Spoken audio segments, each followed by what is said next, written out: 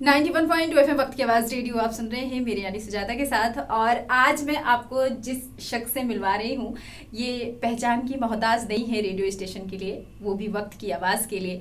और आज तो इन्हें काफ़ी लोग जानते हैं क्योंकि इन्हें चमेली देवी जैन अवार्ड से सम्मानित किया गया है। इनका नाम है नीतू सिंह और बहुत खुशी हुई मैं इनसे पहली बार मिल रही हूँ। और इन्होंने अपने करियर की शुरुआत रेडियो वक्त की आवाज़ से की है।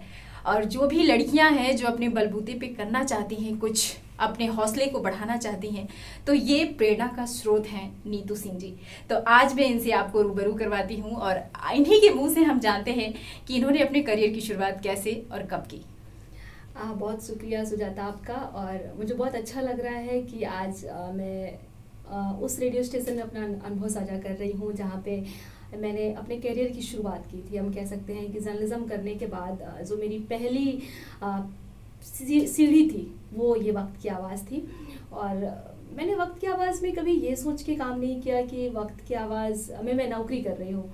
मैं हमेशा इसको अपना संस्थान, अपना काम मानती थी और उस हिसाब से काम करती थी।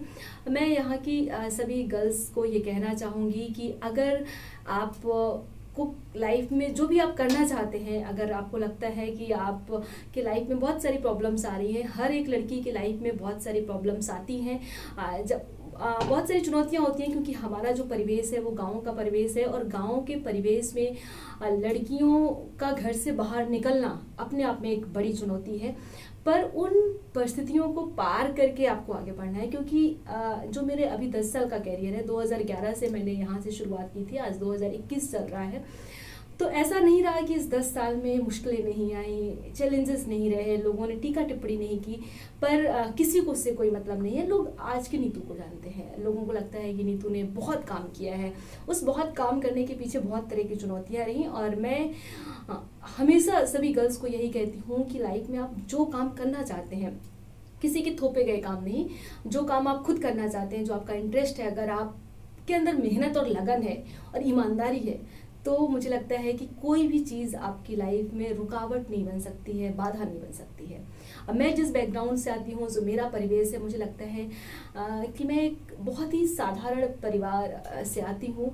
और जो मेरे करियर की शुरुआत रही वो इस रेडियो स्टेशन पे रही है। मैंने बहुत ही, हम कह सकते हैं, न्यूनतम पैसों में, न्यूनतम मानदेय में यहाँ पे काम किया और लगभग 5 साल काम किया। और मेरी ऊर्जा, जो मेरा काम करने का तरीका था, वो यहाँ की टीम, यहाँ के साथी लोग जानते होंगे कि हमने किस तरह से काम किया है। मेरी हमेशा से ख्वाहिश रही कि लड़कियाँ आगे बढ़ें। मतलब मैं आज भी चाहती हूँ कि लड़कियाँ बहुत पीछे हैं। और शायद जब मैं यहाँ पे काम करती थी हम बहुत सारी लड़कियों को ट्रेंड कर पाए एज अ कम्युनिटी जर्नलिस्ट कि वो इस रेडियो में काम करें। और जैसे आपने करिश्मा, यहाँ पे आपकी साथी हैं, भी काम करती हैं, करिश्मा, सबाना, जो हमारी पुरानी साथी रह चुकी हैं, उन्होंने यहीं पर सीखा। वो पहले हमारी श्रोता थी, फिर हमारी टीम की सदस्य बन गई और अभी वो एक अच्छे उस पर काम कर रही हैं। और लोग, जो समुदाय की गर्ल्स हैं, दूसरी गर्ल्स हैं, वो उनको उदाहरण के तौर पे देख रही हैं कि अगर करिश्मा ऐसा काम कर सकती है तो मैं क्यों नहीं कर सकती। जब मैं यहाँ पे करती थी तो लोगों को लगता था कि अगर एक दूसरे गाँव की लड़की यहाँ पे आके रह सकती है तो हम क्यों नहीं कर सकते हैं। हाँ, नीतू जी ने बहुत अच्छी बात कही है। और मुझे आपसे एक और सवाल करना था कि जैसे कि आपने जर्नलिज्म करके यहाँ पे ज्वाइन किया था, तो बहुत सारी लड़कियाँ हैं सोचती हैं कि बहुत बड़ा पढ़ाई करनी पड़ेगी, बहुत पैसा लगेगा पढ़ाई करने के लिए, फिर हम जाके वहाँ तक पहुँचेंगे। तो उन लड़कियों के लिए आप क्या कहना चाहेंगे? पहली चीज़ तो ये कि हमें गाइडेंस की सही समय पर अगर मिल जाए तो हम शायद करियर में बेहतर कर सकते हैं। मुझे भी मेरे टाइम पे एक उचित मार्गदर्शन नहीं मिला था कि मुझे लाइफ में करना क्या है। मुझे सिर्फ इतना पता था कि मुझे बोलना अच्छा लगता था, मैं बोलना चाहती हूँ, मैं टीवी में बोलना चाहती हूँ, पर मुझे वो दुनिया नहीं पता थी कैसी थी। जब मैंने जर्नलिज्म किया तो जर्नलिज्म सिर्फ आपको एक डिग्री दे सकता है, जर्नलिज्म आपको कैरियर नहीं दे सकता है। ये हर एक डिग्री में यही बात होती है कि वो आपको सिर्फ एक डिग्री मिलती है, उस डिग्री को कैसे आपको भुनाना है ये आपके ऊपर डिपेंड करता है। तो मैंने कानपुर यूनिवर्सिटी से मास कॉम किया है, जो बहुत अच्छे संस्थानों में गिनती हम कह सकते हैं नहीं होती है। टॉप 5 कॉलेजों में हमारे यूनिवर्सिटी की गिनती नहीं, हमारे डिपार्टमेंट की गिनती नहीं। पर जो काम मैं कर रही हूँ, जो मैंने काम किया है, जो आज जो लोग मुझे जानते हैं मेरे काम से, उसका बड़ा कारण मुझे यही लगता है कि काम कभी भी कोई छोटा या बड़ा नहीं होता है। जब मैंने कम्युनिटी रेडियो ज्वाइन किया था मैं आपको बस अगर बताना चाहूँ जस्ट इसलिए कि लोगों को पता चल पाए कि मैंने अपने करियर की शुरुआत कितने से की थी, तो मेरी सैलरी महज 1750 रुपये थी। मैं अपने घर से 100 किलोमीटर दूर किराए पे घर लेके मैं यहाँ पे रहती थी।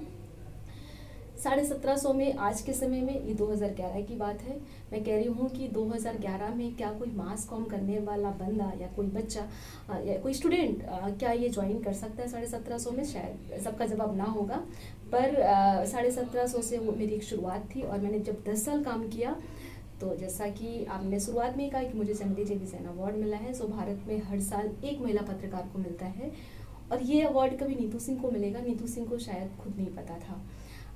पर छोटी सी शुरुआत थी, पर हम एक अच्छी जगह पे पहुंचे और हमने गांव कनेक्शन, भारत का पहला रूरल मीडिया प्लेटफॉर्म है, वहाँ पे काम किया करीब 5 साल, और हमारे करियर को एक नई उड़ान मिली। ये मेरी पहली सीढ़ी थी, पर करियर को जो उड़ान मिली वहाँ से मिली। तो सबसे मैं यही कहना चाहूँगी कि डिग्री कभी भी मैटर नहीं करती है आपके करियर के लिए, बस आप में वो जज्बा होना चाहिए। मैं आज भी सारी गर्ल्स को यही बोलती हूँ, मेरी एक ही ख्वाहिश है कि मैं देश के अलग अलग राज्यों में ट्रैवल करूँ।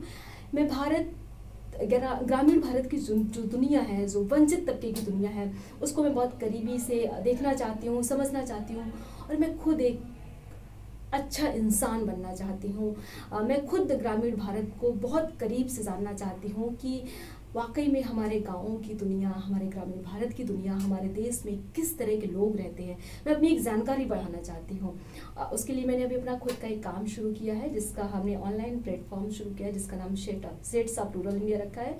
ग्रामीण भारत की जो विविधता है वो मुझे दिखानी है।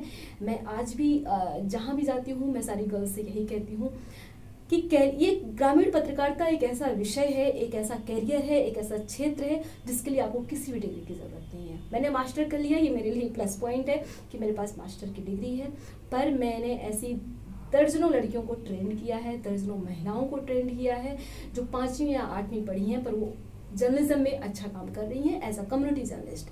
मैं आज भी, मेरी एक ही ख्वाहिश है, जो लोग भी ये वीडियो देख रहे हैं, सुन रहे हैं, जो भी साथी मुझे जानते हैं, वो मुझसे ज़रूर कांटेक्ट करें, वो गर्ल्स मुझसे कांटेक्ट करें कि अगर आप रूरल जर्नलिज्म में अपना करियर बनाना चाहते हैं, अगर आप कम्युनिटी रेडियो में अपना करियर बनाना चाहते हैं, तो मैं आपको निःशुल्क ट्रेनिंग देना चाहती हूँ। और मेरी ख्वाहिश है ज़्यादा से ज़्यादा लड़कियाँ, ग्रामीण लड़कियाँ अपनी बात कहना सीख जाए। मेरी एक ही ख्वाहिश है, ग्रामीण लड़कियों को सिर्फ अपनी बात कहनी आ जाए, अपने समुदाय के मुद्दे रखने आ जाए, तो मुझे लगेगा शायद मेरी जैसी न जाने कितनी नीतू तैयार हो जाएंगी, कितनी ज़्यादा लड़कियां इस करियर में आ जाएंगी, जिसकी हमें इस समय की मांग के अनुसार बहुत ज़रूरत है।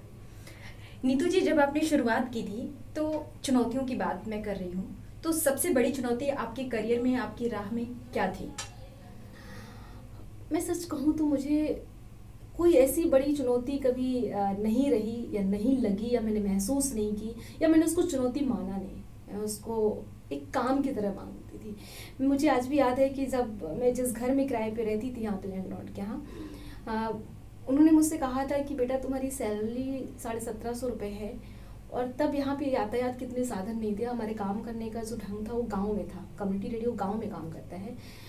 तब हमें 5-5 किलोमीटर, 8-8 किलोमीटर पैदल जाना पड़ता था काम करने के लिए, और मैं पैदल जाती थी, धूप में वापस आती थी। तो वो ऐसा हमेशा कहती थी, बेटा 1750 की नौकरी, 5 किलोमीटर पैदल जाना, 5 किलोमीटर पैदल आना, तुम कैसे कर लेते हो? पर मैंने वही कहा कि मैंने कभी नौकरी को पैसे के तौर पे नहीं देखा कि नौकरी पैसा है। तो ये एक बड़ी चुनौती रही हमारे करियर की। लेकिन मुझे दुख होता था उस टाइम, कभी कभी मन लगता था कि हाँ ये ऐसा कह रहे हैं, पर मेरे मन में कभी ऐसा ख्याल नहीं आया कि मुझे छोड़ देना है, मुझे नहीं करना है, स्किप करना है। बहुत सारी मुश्किलें आती हैं, पर अगर आप उसको चुनौती के तौर पे देखेंगे तो चुनौती लगेगी। अब भी मैं जब कई सारे लोगों को ट्रेनिंग देती हूँ, तो लड़कियां मुझसे कहती हैं कि गाँव में जाते हैं, लोग कहते हैं देखो लड़की है, घूम रही है, जा रही है, कैसे इसके माता पिता हैं, अकेले छोड़ देते हैं, लड़की की जात है, घर में रहना है। तो ये बहुत बेसिक चीज़ें हैं, ये मुझे चुनौती नहीं लगती हैं, ये बहुत बेसिक चीज़ें हैं जो हर लड़की की लाइफ में आती हैं।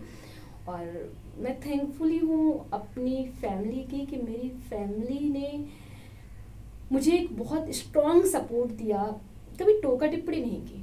मैं जो करना चाहती थी, जो मैंने काम किया, उसमें कभी उन्होंने रुकावट नहीं डाली। कभी उनको ये नहीं लगा कि नहीं तुम्हें ये काम नहीं करना, नहीं तुम्हें ऐसा नहीं करना, नहीं तुम्हें वैसा नहीं करना। एक सपोर्ट की तुम्हें जो करना है तुम कर सकती हो, तुम तो आज़ाद हो। जी, आप अपनी फैमिली को सबसे सपोर्टिव मानती हैं कि आपकी फैमिली ने आपके करियर में सबसे बड़ा सपोर्ट किया है?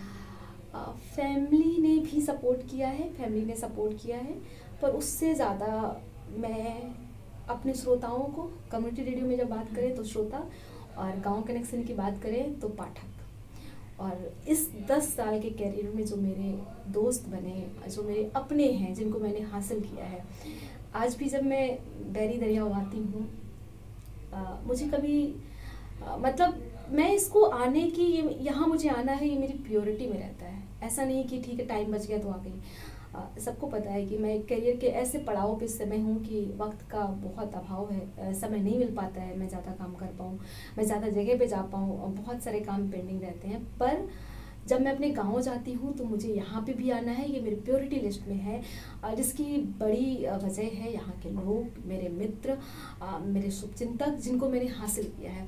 मैं अपनी अगर कामयाबी का सबसे बड़ा श्रेय किसी को देना चाहूँ आज के टाइम पे, इस 10 साल के करियर को, तो मैं सिर्फ और सिर्फ अपने दोस्तों को, अपने शुभचिंतकों को देना चाहूँगी, अपने पाठकों को, अपने श्रोताओं को। आप यकीन मानिए कि जब भी मुझे कोई अवार्ड मिलता है, जब भी मुझे कुछ भी उपलब्धि मिलती है, मुझसे कई गुना ज़्यादा खुश मेरे वो लोग होते हैं। मैं जब अपने फेसबुक पे देखती हूँ, जब किसी एक चीज़ की किसी को सूचना मिल जाती है, तो ऐसी 50 पोस्ट होती हैं, लोग लंबा लंबा पोस्ट लिखते हैं मेरे बारे में। आप यकीन मानिए कि वो अवार्ड तो हमें महज चंद घंटे की खुशी देता है, पर जो लंबी लंबी पोस्ट हैं वो मेरे कई साल की ऊर्जा बनती हैं। आज भी जो मैं इंडिपेंडेंट होके काम कर रही हूँ, मेरे घर की परिस्थितियाँ ऐसी नहीं हैं, मैं जिस बैकग्राउंड में हूँ इतना स्ट्रॉन्ग नहीं है कि मैं नौकरी छोड़ के स्वतंत्र पत्रकारिता करूँ, मैं नौकरी छोड़ के एक अलग तरह का काम करूँ, बिल्कुल संभव नहीं है। मेरा फैमिली बैकग्राउंड इस बात की हमें हम कह सकते हैं गवाही नहीं देता है, इजाज़त नहीं देता है, पर मैं आज वो काम कर पा रही हूँ और बहुत अच्छे से कर पा रही हूँ।